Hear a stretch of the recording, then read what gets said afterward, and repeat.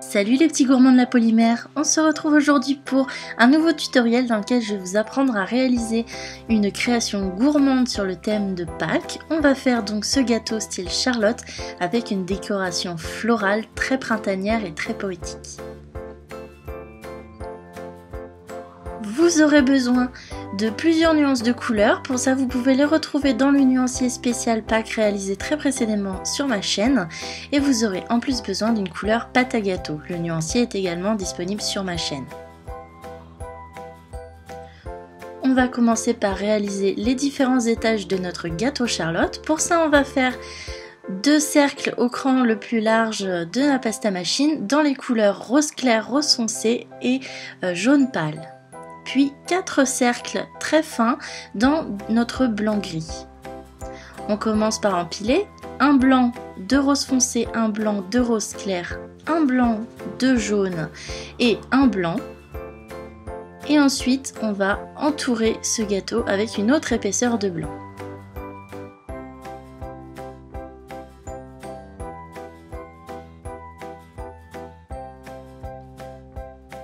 On resserre bien le tout et on fait tout fusionner pour qu'il n'y ait pas de bulles d'air.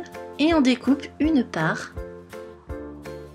Et voilà, vous voyez déjà qu'on voit bien l'intérieur. J'ai détaillé 2 cercles en papier pour pouvoir maintenir mon gâteau. Et maintenant, je vais le texturer avec un outil pointu, style aiguille, dotting tool, ou alors une épingle, un cure-dent, c'est vous qui voyez. Et je vais texturer vraiment tout l'intérieur.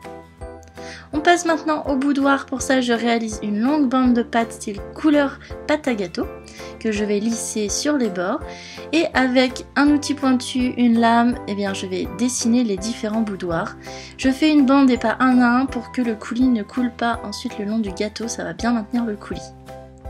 Et je viens maintenant tout simplement donner la forme bien arrondie au boudoir sur le dessus, pour vraiment faire le petit côté très gourmand des boudoirs bien bombés. Je texture maintenant avec mon outil préféré de texture de gâteau, c'est-à-dire la brosse à dents. Vous pouvez aussi utiliser du papier à poncer à gros grains. Et maintenant je fais mon effet cuit avec du pastel sec. Ici je commence par le jaune et l'ocre clair et je finis avec les oranges et les bruns pour ajouter le petit côté bien beurré de cette création. Avec une petite touche d'acrylique, de peinture acrylique blanche et le bout de ma brosse à dents, je viens tapoter pour faire des centaines de petits points en peinture et ça va faire le côté sucre glace qui est saupoudré sur ces gâteaux. Et voilà, maintenant il ne me reste plus qu'à entourer mon gâteau de cette bande de boudoir. N'oubliez pas de le faire aussi sur votre petite part que vous avez fait tout à l'heure. Maintenant, on va réaliser le glaçage royal. Pour ça, on mélange de la peinture, une petite quantité de peinture acrylique blanche avec de la fimo liquide et on étale sur le dessus de notre création. On passe au décor maintenant. Pour ça, je réalise des petites feuilles style pâte d'amande avec la couleur vert amande que j'ai découpé au scalpel et que j'ai texturé en faisant des petites lignes également au scalpel.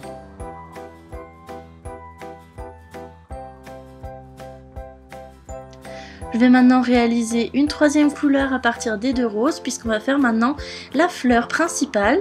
Pour ça, je prends une tige et je vais faire un cœur autour. Et maintenant, je vais placer des petites tiges, des petits boudins et on va commencer à appliquer les détails et tous les pétales de cette fleur. Je commence par la couleur la plus claire et au fur et à mesure, on va rajouter des pétales en passant par la couleur intermédiaire et enfin par la couleur la plus sombre. Cette technique est un petit peu longue à réaliser puisqu'il faut découper et texturer chaque pétale, mais vous allez voir que ça rend vraiment un effet très très joli, assez shabby chic et vous verrez que le résultat valait le coup de travailler autant. Donc je place mes pétales ensuite tout autour en ne les collant pas forcément, je laisse un petit peu d'espace pour faire comme si les pétales étaient séparés et je fais un côté bombé à ces pétales.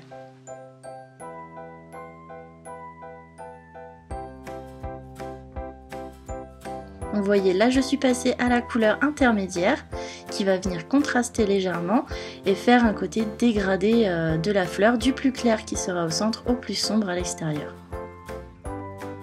Une fois que vous aurez fait tous vos pétales à la fin, il faut cuire, pré-cuire en tout cas cette création pour pouvoir la poser plus facilement sur notre gâteau.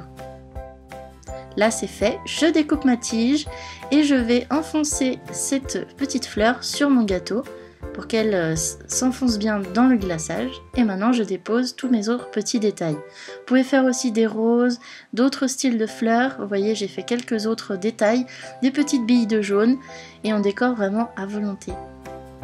Et voilà, n'oubliez pas de faire la même chose pour la petite part que vous avez détaillée tout à l'heure.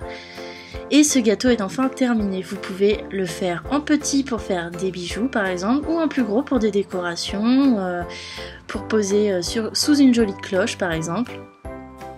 Et ça fait un petit quelque chose vraiment de très printanier. Et j'espère que ce tutoriel vous aura plu. Sur ce, je vous fais de très gros bisous et à très vite pour un nouveau tutoriel sur Pâques. Allez, ciao!